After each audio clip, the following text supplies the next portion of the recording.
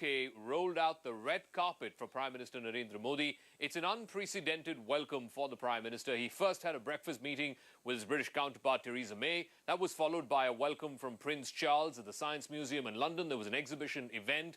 And then right after that, with an eye on the Karnataka elections that are coming up very soon, the Prime Minister then paid tributes to the 12th century social reformer Basavanna at a bust that he inaugurated back in 2015 in his previous visit in London. So let's try and put this into perspective. We have the best panel on television tonight, a panel of diplomats, academics, our reporter, our man, Europe editor on the ground, Sanjay Suri, all of them over the next few hours here in our studios. And I'll start from my far right, G. Parsarthi, former Indian High Commissioner to Pakistan, Shilkant Sharma, India's former permanent representative at the United Nations, Dr. Sreeram Chaulia is Vice Dean at the Jindal School of International Affairs. We'll be joined in a moment by Kanwal Sibal, former Foreign Secretary, and Vivek Kajju, former Secretary in the Ministry of External Affairs. Help me out here, Dr. Chaulia.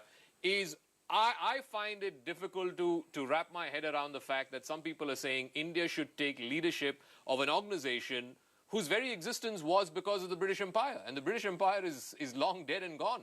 Yes, Zaka, but you know, institutions evolve over time. Okay. And if you look at the last 60 years, there have been, you know, some features of the Commonwealth that have benefited India immensely. For example, they have this code about suspending or expelling countries that undergo military dictatorships. We have a neighbor which has constantly been under this kind of, you know, problem. And it was suspended at least twice and has been reinstated, and it could go back again under the hammer. It helps to apply some thrice. Thank you, sir. So it helps to apply some kind of moral pressure and to create a normative, you know, protection of the idea of democracy. And then we also contribute in a very big way to the capacity building and to the trainings and such things within the Commonwealth structure, especially to the least developed and the less developed countries in the groupings. So if you look at it that way, it helps us. It's another platform as part of this open multilateralism to reach out to more groups and to extend our influence. And the last thing I want to mention is, you know, when we say that the liberal order doesn't really matter because Trump is disregarding it and so are the Chinese, all I will say the Russians are, the Turks are. Yeah, I mean, look at the world around you. Yeah. But it is, if you take it from an Indian national interest point of view, from our growth, it is dependent on inflows of capital. It is dependent on a freer, you know, system right now. If you see, we have raised apparently 6 billion pounds in the City of London through bonds recently in the last 1 year. In the last 1 year. So for our Make in India, for our, you know, modernization, we need the UK and we need the Commonwealth and we need all these connections. So I think we are still got to be open to this. We cannot shut our doors and say, you know, I'll be protectionist. Well, would this blunt some of the criticism that the Prime Minister has not had a single press conference in the 4 years that he's been in office? Dr. Chaulia, he's taking questions now from people. Zaka, you know, town hall style meetings, I do recall one very prominent one that Narendra Modi did with Mark Zuckerberg in Menlo Park in California, 2015, in the Facebook. You know, that famous sequence where he actually shed tears talking about his mother having to do menial work when he was a child. And it was very personal, but people remember that, you know, and that is, I think, the way he emotes with large audiences. And today I hear Bharat Ki Baat, we are going to have, you know, callers from around the world asking through social media and through phone apps.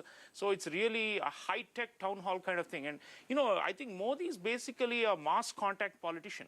And this is what I call retail diplomacy. You know, and in this, what is retail diplomacy? You know, as in directly in touch with the customer, which is the average public. You know, and I think he's also wants to spread the message that India is rising. You know, and it's a global audience. This is going to be digitized and reproduced many times across not just live today. So I think in a way it's a call for completion of 4 years of his government as well. He's going to talk about major achievements, policy, you know, reforms that have happened. And as you say, blunt some of the critics, because you see, Narendra Modi is a kind of politician who's relied on external affirmation for his work at home, which reinforces his image at home. So this is aimed both at the domestic audience as well as global. So this is what I call like a transnational kind of diplomacy that he does very effectively with ordinary people, and which we call with a message at home. And even today, I mean, he went to the Basava statue on the banks of the Thames. I'm going to wrap up. 10 seconds. So I want to add one thing. You know, they have to liberalize their immigration system if they want to be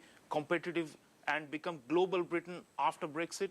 And I think we will have an interest in that because we have service trade with them. We will have to, emphasize But that they have to be open. Look at the politics. I mean, Brexit itself was fueled by an anti-immigrant sentiment. So that's the challenge for Britain. If they want to be global Britain, they can't be little England. Will there be answers to domestic questions? No, definitely. Basaveshwar already he has inaugurated today.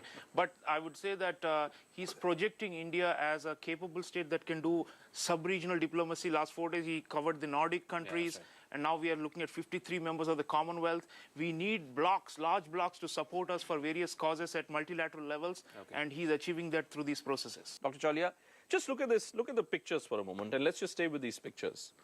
When was the last time you saw an Indian politician, an Indian premier, being welcomed like this and using an occasion to score political points, to speak out? Bhupen, I call Narendra Modi the Yanni Varoufakis of world politics. Yanni of world politics. Big settings, always historic, grand ones. And he makes a massive impact in terms of social media.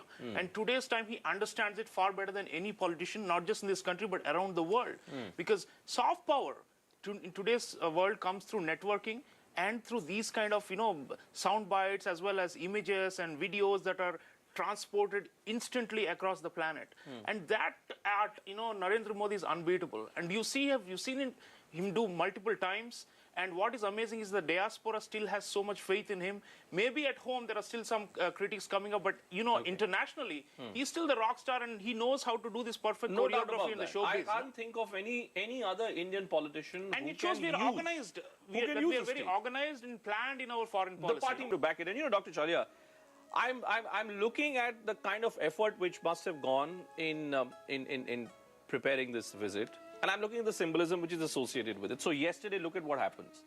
Yesterday, you have two big global financial bodies. You have the World Bank, you have the International Monetary Fund, which gives a huge thumbs up to Prime Minister Modi. That we're going to grow faster than We're going to grow faster. The International Monetary Fund says all pain points of GST, demonetization, all that forgotten.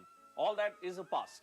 And now you have Narendra Modi, who will be there in front of a live audience talking about the srijan, the creation of a new Bharat. No, exactly, Bhupen. His strength is reforms and a slew of policy initiatives that have undertaken, which are hard choices he made, which are politically risky, and yet he had the guts to do those, right?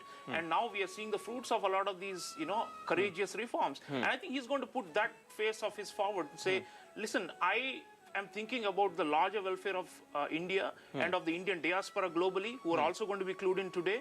And he's going to be saying about how, all boats are rising. And of course, that doesn't mean that he's trying to cover some of our flaws, but essentially, his view is always to be a proactive diplomacy. Can I look at it this way? A positive image of India. I just want to get in on this outside-in question that you asked.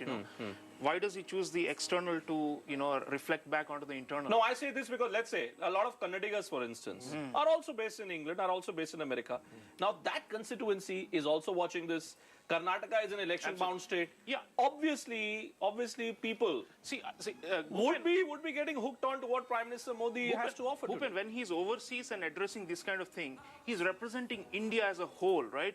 When he's domestic and doing Rising India kind of events, it's seen as a partisan, Congress, BJP, CPM, that kind of thing. But here, he is the face and the, pride of the country, at the global stage. So I think it gives him a kind of a monopoly in terms of the political space and the faith that audiences have. Okay.